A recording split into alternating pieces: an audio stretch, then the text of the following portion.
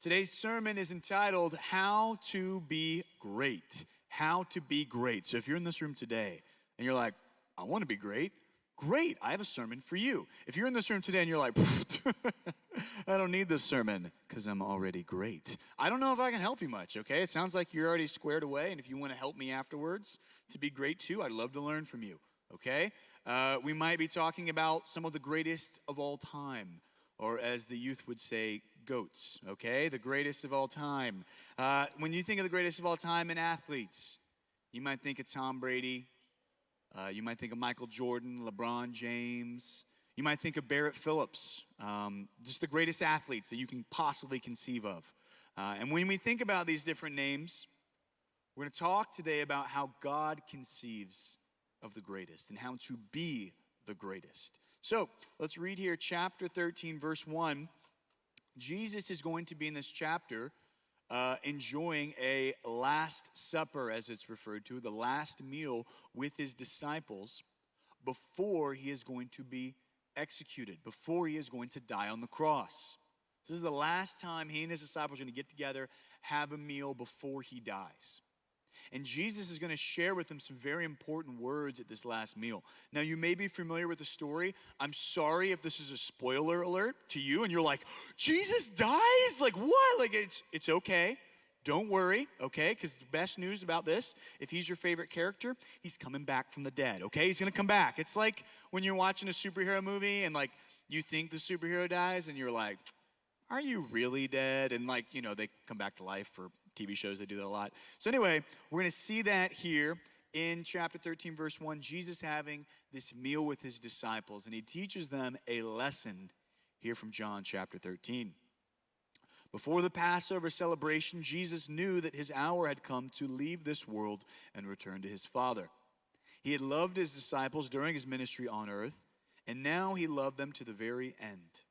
It was time for the supper, and the devil had already prompted Judas, son of Simon, to betray Jesus.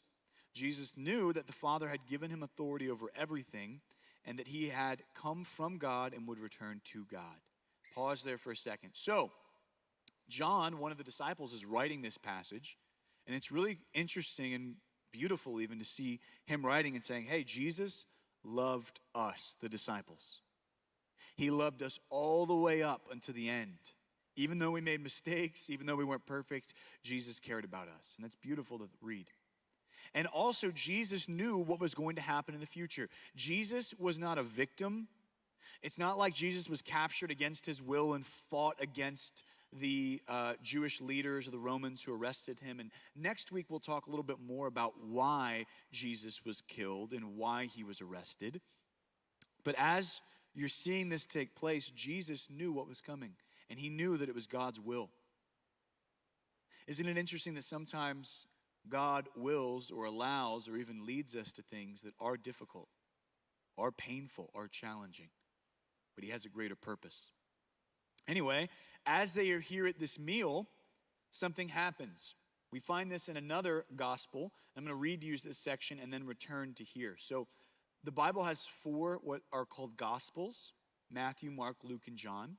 And all 4 tell the story of Jesus' life. And some of the Gospels include parts of the story, and other Gospels include other parts that weren't mentioned. Some of them overlap. So as you read the 4 different Gospels, you learn different parts of the story. So in another Gospel, the following is said. It said, at the Last Supper. So at dinner, the night before Jesus is going to be executed, his disciples are arguing. Let me read you this argument, and then we'll come back to our text here in John chapter 13. It says, they, the disciples, began to argue among themselves about who is the greatest among them. Let me pause here. Here's James, John, Peter, Matthew, Judas, all the disciples hanging out. And you'd think they'd have really deep theological discussions about, like, how can we love other people so well? Or what do you think was the original text in the Hebrew of what Hosea said and how it applies to our lives? No. Here's what they're arguing about. Hey, Peter. Hey, it's me, John. I think I'm better than you. Peter's like, no, dude, I am like definitely better than you, okay? I'm better than you in so many different ways. I heal more people. I'm better at preaching. And then Matthew's over here like, no. You guys think you're cool? Is me, okay? I'm the coolest. And they're really arguing about who is the greatest. And Jesus is like, are you kidding me? These spiritual guys, for 3 years, I've been training them in how to be godly, and they're over here like, I think I'm better than you. No, I think I'm better than you. It's like in middle school, like arguing on a baseball team about who's the best player on the team, okay? And they're just arguing like this about who's the most spiritual on the team. So here they are arguing, and Jesus speaks up. Let's read here what he says in the next verse. It says, Jesus told them, in this world, the kings and the great men lord over its people, yet they are called friends of the people. But among you it is different. Listen to what he says, and then we'll return to John chapter 13. Those who are the greatest among you should take the lowest rank, and the leader should be like a servant. Here's what he says again. Those among you who are the greatest should take the lowest ranking, and those who are leaders should serve other people. So Jesus says these words. Now, here's the reason they might have been arguing, okay? Here's the reason they may have been arguing. Back then, when you ate a meal together, you could tell by walking into dinner who was the most important person in the room.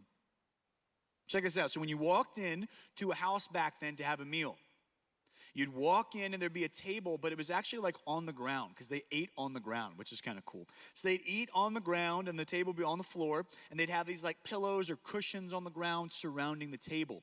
And then they would lay down actually, kind of like laying down, like I'm almost picturing like, you know, like a bunch of people at like a sleepover, like hanging out, laying down, watching a movie or whatever. Like they're reclining at the table, and their feet would be pointed away from the food because why would you want feet near the food? Ew, gross. So they would literally like lay down, like I don't know if they're like this or they're like on their side, on their back, like dropping grapes in their mouth. I don't know how it went down, okay, but they'd sleep with, or they'd eat with their feet away from the food, and then they would recline and they would eat.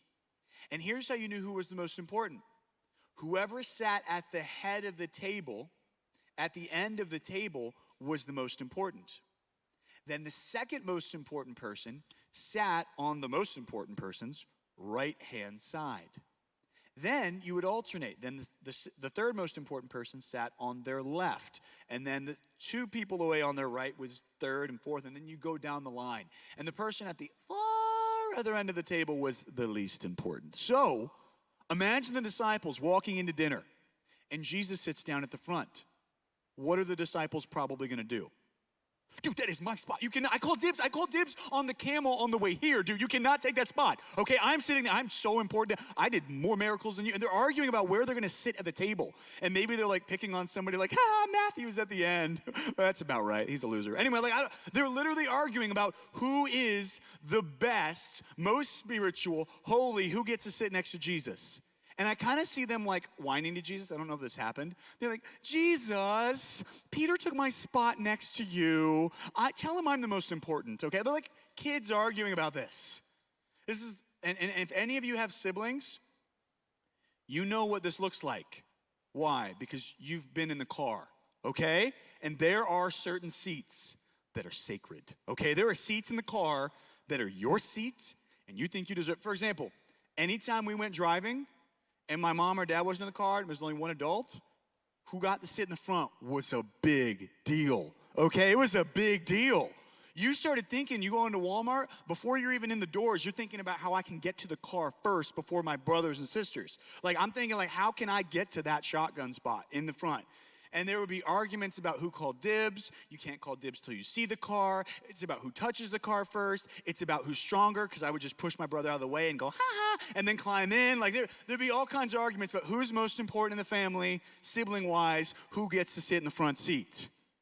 And you get this argument that I'm talking about. Well, Jesus is going to answer them how they should sit around the table, how they should view who is the greatest among them. And like, oh boy, like is Jesus gonna have like a chart, and it's gonna reveal like, you know, in last place, Matthew, you are the worst disciple, okay? Like, and go through all the disciples and see who's the greatest. And that's what they think is going to happen. Jesus will tell them, hey, you sit here, you sit here. But instead, Jesus goes like this. He goes, hey, you want to know who's really the greatest? Whoever considers themselves the least. Whoever serves the others. And then Jesus does something in chapter 13. And I'm going to read this to you, and it won't make sense to you at first, but then I want to explain to you why this is such a big deal. It says here in verse 4, so Jesus got up, chapter 13, verse 4, John. Jesus then got up from the table, took off his robe, and wrapped a towel around his waist, and poured water into a basin. He then began to wash the disciples' feet, drying them with the towel he had around him. Pause here for a second. Now, first of all, some of y'all like, ew, ew, ew, ew, ew. That's what some of y'all are thinking in your head. Maybe some of you guys said it aloud.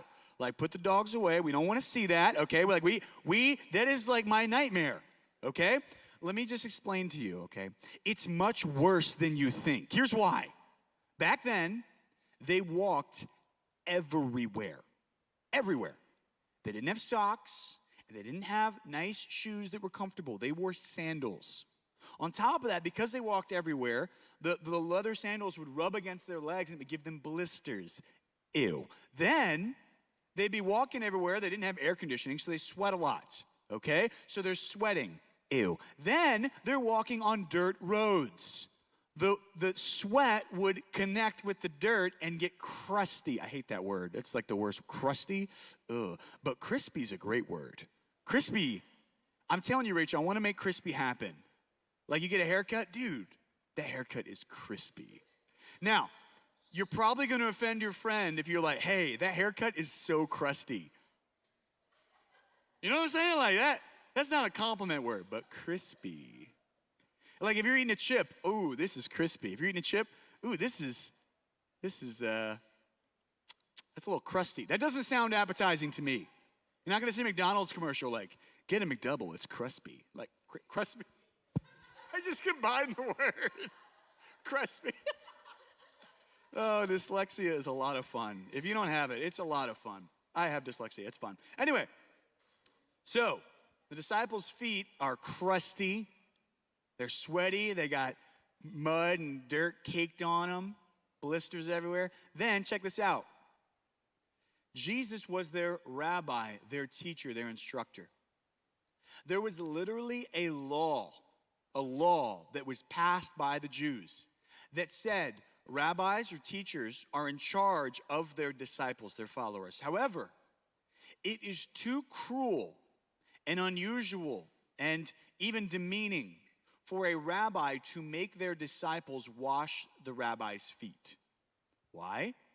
Because in a home, when you walked into a home, what would happen is whoever in the home was considered the lowliest in status would then wash the feet of the guests. So track with me here, okay? Track with me here. If you're a youngest sibling, you should be afraid right now, okay? Here's why. Okay, imagine you have some friends come over.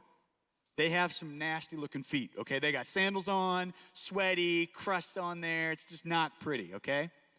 Then they come over for dinner, and you're the youngest boy, the youngest girl in your family.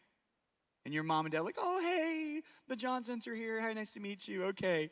And then they look at you, the youngest kid. Kevin, go get your water basin and wash their feet. And you're like, excuse me? I would like to leave now, this home, okay? I would like to not be here ever, okay? And then if you're the older sibling, imagine how good that felt. Yeah, get in between the toes. Sorry, it's just getting gross talking about this. So here you go. The youngest person in the house would have to wash the feet. Or if they had a servant, a butler, or a maid at the house, they would have to wash the feet. And if there were several butlers or maids, whoever was considered the least important of them would have to wash the feet. Now track with me here. It is considered cruel and unusual and literally illegal for a rabbi to force a Jewish man to wash their feet. It was considered the most embarrassing thing that a servant, the lowest servant or the youngest member of the household, would have to wash the feet of the more important people in the house. And yet Jesus, who is God in human flesh, Jesus, who orders planets where to go and they listen, who speaks judgment over all of creation where they will go for eternity, Jesus, who yells at the wind and the waves and they go, yes, sir, and they obey him. Jesus, who heals disease and is greater than anyone, puts on a towel, gets a basin of water, and washes the feet of his disciples. The work of a servant, the work of the lowliest. He gets out of the head of the table, the highest place, and goes to the lowest position in the home. He's teaching his disciples something. He's saying, hey, you want to be great? You want to be like me? You want to be great? Here's what that looks like. And he shows them. So if you're in this room today and you wish to be great, I want us to talk about the blueprint that Jesus shows us. I want us to talk today about what Jesus exemplifies as great, okay? First, Jesus said, you need to lead by putting others first. When I was in high school, I was a freshman, so I was about like 14, maybe 15, and I went to a small Christian school. And the year I became a freshman, they announced that we're having a football team. And we literally only had 17 players on a football team. Now, if you play football or know about it, that's not good because you need 11 players on offense, 11 on defense, and so everybody played. So I'm a freshman playing against seniors. It was not good, okay? And here's the tricky part. I was not good either, okay? But anyway, there's like 4 or 5 freshmen on the team, some seniors, some juniors, and we played football. And I enjoyed it. I did have fun. But there were some seniors on the team who were the captains. There's probably about 4 captains, and we voted for them. And there were very different ways in which the captains of the football team led the team. I'm going to use 2 names, and I've changed the names just in case they ever watch my sermon and get offended. Okay? So let's just call this first guy Eric. Eric was a captain. And Eric was, how do I put this? Mean. Okay? He was very mean. Okay? Eric, for example, it'd be blazing hot, August, we're doing 2-day football practices, and maybe you'd run over to the water fountain, and we had this literally this huge container of water, and these pipes that you squeezed and it squirted water into your mouth. It literally felt like I was like a garden animal or like a farm animal at a trough just getting water, but you didn't care. It was just, you were hot and you wanted water. So sometimes, the freshman or me would run over and we'd get to the water first. And we're like, oh boy, here's my water. I'm exhausted. And this moment I started squirting water in my mouth, a senior like Eric would be like, what are you doing, freshman? Back of the line. I'm like, sorry, sir, please don't hurt me. They're much larger than I am, so I go to the back of the line, and me and the freshmen would wait quietly until the seniors were done, and then the juniors were done, and then the sophomores were done. And maybe if there was any water left that had some backwash in it, then we got that water, okay? And so that was how Eric would lead. Or another way was we'd have lunch, and the seniors during lunch would eat their lunch in their cars and turn on the AC. So they literally would be sitting in air conditioning. All the freshmen, it's like noon at lunchtime for practice for football. We're eating our lunch on the bleachers, baking in the hot sun, okay? We're getting sunburned, we're miserable, and literally the seniors are over there blasting music and in their air conditioning. And they have extra seats in their car, and they're just chilling out. Eric, for example, he came up with a really fun idea, okay? Here's the idea he came up with. He goes, guys, what if we capture all of the freshmen? And I'm like, capture? And we shave their heads. And we're like, what? And I'm not talking get a buzz out and buzz their heads. I'm talking they got a razor and shaved bald our heads, baby skin bald our heads, okay? So they pinned us all down. And some of them, they left a mohawk. Some of them, they left one little tuft of hair right here.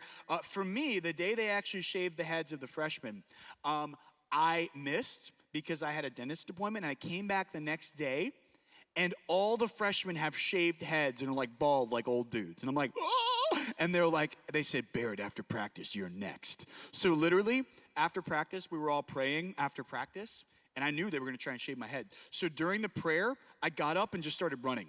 Literally, like, my coach is like, and dear Lord, and Barrett's like running towards the car. So I'm like running, and I run into the locker room, I'm hiding. I jump into a bathroom stall, and I stand on the toilet seat. I'm like crouched down here, and I call my mom, Mom, I need you to pick me up. And she's like, what's wrong? Why are you hiding? I'm hiding in the bathroom. The seniors are trying to shave my head. And so literally, like, my mom like picks me up, and I'm like avoiding them, and they're like looking for me everywhere. Anyway, I go home. And my dad's like, Barrett, they're gonna shave your head. So I literally just had my mom shave my head, so there was no hair to leave. So I came to school the next day, shaved head. All the seniors were laughing at us. And the worst part was, because we had to eat outside for our lunch and we had no hair on our heads, we all got sunburned on our skulls. Then, what do? You put on a football helmet and you hit people. It was miserable because I had sunburned lobster head, and then you put on a helmet, and every time someone just touched your helmet, it hurt. Well, there was another captain on the football team named Will. Will was a different kind of leader. Eric said, hey, I'm the leader. Y'all do whatever I say. Y'all listen to whatever we say. We're in charge. You serve us. Will was a different kind of football captain. Will was pretty quiet. But he was literally the biggest, scariest dude on our football team. And I'm not exaggerating. Like, the biggest dude. And Will was just different. Will would go up to the water fountain, a little water truck or whatever he called it, and he'd drink a little bit and be like, hey, you want some? And he'd let us skip in front of the juniors sometimes and get water. Will actually let me 2 different times sit in his car when he had an extra seat in his car during lunch so my sunburned scalp could get a break from the brutal sun, okay? And I could actually eat in a car with air conditioning 2 different times. And the other senior's like, dude, what are you doing? And he's like, I had an extra seat. I thought they'd want to sit in here. Will actually, when we got our heads shaved, he wasn't there that day. And when he saw that our heads were shaved, the next day he comes to practice, he had shaved his head. He shaved his head. He didn't have to. No one made him. He's the biggest, scariest dude in the team. And he shaved his head, and he's like, I don't know, it kind of looked pretty cool. And he shaved his head with us.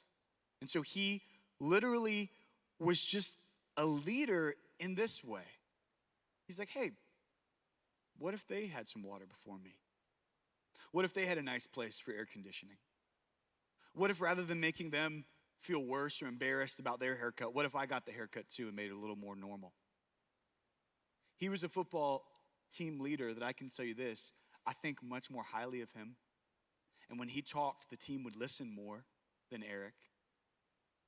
He was a leader where he demonstrated through serving and caring about the other players on the team what it looked like. If you got injured, Will would come over on the sidelines and check on how you were doing. Will cared. And it's years later. I haven't played football like that in literally decades, and I still think about his way in leading, where he showed us compassion, though he did not have to because he was the strongest and the biggest on our football team. Now back to what Jesus is exemplifying here. Jesus is saying, hey, let me show you what it looks like to lead. I'm going to put those who are under my authority first. A commander in the army who cares more about his soldiers than himself will earn the respect of his soldiers. That's what true leadership looks like. It's not saying, hey, why don't you go off and do all the hard stuff and I'll just be over here. No, it's to say, I will go with you. I'm willing to suffer, not just with you and beside you, but I'll go first. Another way in which the greatness that Jesus talks about is exemplified is this: consider the needs of others before yourself. Now, I'm going to say some examples, and I want you to try and not laugh too hard, okay? Try not to laugh too hard. Now, if you have siblings, okay? If you have siblings, you have little brothers and sisters, think about this, okay? Let me give you some scenarios. Hypothetically, what if your parents say, hey, where do you guys want to eat? And you look at your little brother or sister and go, hey, where do you want to go? They're going to look at you and be like, what did you say? Like, you want me to pick? Yeah, why don't you do it? Or what if it's your sister's or brother's responsibility to do the dishes on a Tuesday? And without even saying anything, you just do the dishes for them. They're gonna be like, are you okay? Are you in trouble? Did you get grounded and they're punishing you? No, I just wanted to help you. They're gonna look at you like, are you mentally okay right now? Okay, are you deranged? Are you dehydrated? Or what's wrong with you? No, I just thought I'd be nice to you. I don't know about you, but I was the eldest in my family. My siblings would be concerned about my health and confused if I did that kind of stuff. What if you just decided to go in their room and clean their room for them? They're like, but there's like moldy cheese in there, okay? It's been there for like weeks. Kind of stinks. Okay, Jesus washed the disciples' feet. Why can't you clean their room for them? You see, usually it comes naturally to us to think of ourselves. And I don't mean to be too direct, but this morning when you woke up, if I were to take all of the thoughts that you had from the moment you woke up to this moment when you sat down in this chair, and I were to compile a percentage, how much of your thoughts were about you? What do I want to eat? What do I want to wear? And even when you thought about other people, I bet most of those thoughts were actually about you. I wonder what people will think of me. I wonder what will happen if I don't get the best seat in the church or next to my friends. Or I wonder, and you're thinking about yourself. Again, nothing wrong necessarily with thinking about yourself. But Jesus is saying if you actually want to be spiritually great in my eyes, then think about yourself less. Now, I like the way Pastor C.S. Lewis put this. He's saying don't think less of yourself, but think about yourself less. Let me say that again. If you're taking notes, don't think less about yourself, but think about yourself less. Meaning, just don't think that, well, I'm like the most miserable, horrible person here, and so I should serve other people. That's not what Jesus thought. He didn't think that they were better than him, but he treated them in a way where he's like, I want to think about their needs. They haven't had their feet washed yet. I'll step up and do it. When you come into this room, you see trash on the grounds, do you think to pick it up? When you come into this room and you see something that's out of place, do you think to fix it yourself? Or do you think, well, someone else will handle that? Why not you? Why not me? It speaks greater when we are just not focused on ourselves. And I think of our service team when I say this. They come into church and they think, okay, who needs a Bible? I want to get them a Bible. Who feels uncomfortable? I want them to feel comfortable. Who needs a door held? I'll hold the door for them. And I love this idea that I'm not thinking just about I go to church and I want to have a good worship experience. I want to hear a good sermon. I want to eat donuts if it's the first Sunday, and I want to make sure I get as many donuts as I can eat. It's this idea like, well, maybe make sure everybody else got a donut first. Or maybe we have a game night and we're handing out candy. Your favorite candy's sitting there and it's the last one and you're about to grab it and you think, you know what, maybe someone else can have that. Some of you are like, what? Why would I do that? I mean, Reese's Pieces, am I right? Like, they're amazing. That is like my favorite candy right now, Rachel. It's like Reese's Pieces in ice cream. Ooh, so good. Anyway, I'm getting distracted. I got distracted by Reese's Pieces. But anyway, it's this idea of like, this thing would temporarily give me more joy if I ate it, but I would rather someone else have it. It's denying yourself something for someone else. Listen, this is the way that God views you as great if you care about others more than yourself. Love others in a way where you think of them before yourself. I'm not telling you not to love yourself or take care of yourself. There is certainly a place for that, and that's another message. I'm not telling you to think, well, I'm just the worst person in youth group, so I should just let other people have the... No, I'm not telling you to be a pushover. Will, on my football team, was no pushover. He was the strongest dude there. But he made himself to a position of a servant, and in that way gained our respect more. So Jesus was telling his disciples around that table, hey, in heaven, you want to sit next to me? You want to have a place of honor? Consider yourself to be not above serving anyone. Serving anyone. Jesus does not say, love those who love you. He says, love all people. I want you to consider something. At this table, there were 12 disciples. One of them was named Judas. Jesus washed the feet of Judas. Judas, hours from then, would betray Jesus, would betray the one who he had known for almost 3 years, would betray his God. He would literally, for an amount of money, sell out Jesus to be executed. And yet Jesus looked at him and said, hey, I love you, and I'm going to serve you. If Jesus was willing to do that, don't you think we can be nice to our siblings? Don't you think we can serve the strangers around us?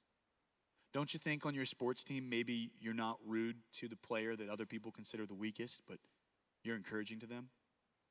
Don't you think that in your class, rather than mocking the kid who doesn't get good grades, maybe you could help them?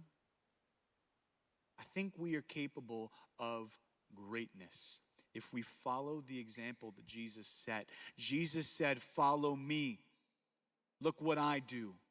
Look how I live. Let me ask this question. Are you living in a way where you can say to other people, follow me? Live as I live? I want you to think about it. How hypocritical would it be if I, as a parent, said to my kids, hey guys, you're not supposed to use bad words, okay? Don't use bad words. And then I use a ton of bad words around them, right? I'm not leading them with my example. I'm just trying to force them with my words to do something. I want to live in such a way that my actions align with what I tell them to do. And I am basically leading them in a way where they want to follow. Let me use this example. Oh, yeah, I want to say something that might trigger you guys. That'll be fine. Sometimes it's more fun, Rachel. It's more fun. So let me say something that might make you a little bit offended, and I'm okay with that. In the Bible, it says that husbands, you are supposed to lead your wives. Now, the guys in the room might be like, yeah, right. We're in charge. We're supposed to lead the women in the room when we're married to them. Awesome. Well, hold on. Let's talk about what that means, okay? What that doesn't mean is if you're a husband, you're like, well, I'm in charge of the family. I'm the leader. I'm going to buy a really expensive truck and take all of our finances, and you're going to do whatever I tell you to do, wife. Whatever I tell you, you have to do it. That is not what that passage is saying. Though the responsibility of leadership is the husband's, here's what that leadership looks like. Husbands, if your wife is in danger, you must be willing to die so that she might live. Husbands, you might want something. You might desire something, but you need to be willing to reject what it is that you want and serve your wife, lead your wife by giving to her generously and considering her needs before your own. Meaning if you're a husband and there's not enough food, you don't eat first, you eat last. Not because you're not the leader, but because you are the leader. If there's not enough food, you eat last. If there's danger in the house and you're a husband and there's someone downstairs causing trouble, you don't be like, hey, wife, I'm the leader. Go down there and take care of it, okay? You're the dude. You go down there. You handle it. Now listen. Ladies, I'm pretty sure I know the answer to this question, but if you have two different guys, one who says, hey, I'm the leader, you do whatever I say. Or you have another guy who says, hey, I'm the leader, I'm going to make sure you want for nothing. I'm going to care about you, serve you when you're sick, make sure that you eat before I eat, the door's held for you. You have nothing to worry about because I want to lead you and take care of you. I'm pretty sure I know which guy you're more interested in. Also, I'm pretty sure I know which guy you are more likely to follow, to love, to serve, because you've seen the way he loves you. God does not say to us, hey, obey me or else. God says, hey, let me show you how much I love you. I will die for you. Let me show you how much I will love you. I will wash your feet. I will sacrifice for you. I will bleed for you. And then when he says, will you follow me now? We should say, absolutely. You've done so much for me. Why would I not submit to your authority? Why would I not follow your leading? And we should desire to do for God, not because we want to earn his love, but because we have received his love. So, we follow the example of Jesus and how he loved us. He has shown himself to be great in our lives and a leader in our lives. Should we not do the same for others? So, want to be great? Do these things. Lead by putting others first. Considers others' needs before your own. Not necessarily saying consider other people to be more important spiritually or in God's eyes than you. No. But consider their needs before yours and follow the example of Jesus. All right? Let's be great. Let's pray. Father God, might we, not as the disciples do, seek our own way, seek to impress, seek to be recognized, seek only our own needs, and care about our egos.